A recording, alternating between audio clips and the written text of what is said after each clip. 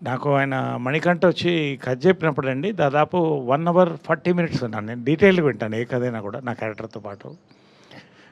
నేనుగా అంటే ఒక యాక్టర్‌గా కథ ఒప్పుకునేటప్పుడు ఆఫ్‌కోర్స్ డెఫినెట్‌గా మంచి ప్రొడక్షన్, మంచి హీరోతో పాటు మంచి కథ, మంచి క్యారెక్టర్ ఉంటేనే ఒప్పుకుంటానండి.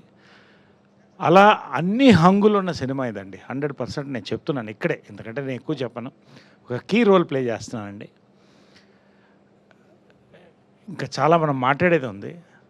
'నారా రోహిత్' అండి. మేము ఫస్ట్ ఇన్నింగ్స్‌లో మేము కలిసి పనిచేయలేదు కానీ, ఆయన లాస్ట్ సినిమా చాలా మంచి సినిమా చేశాం 'సుందరాకాండ'.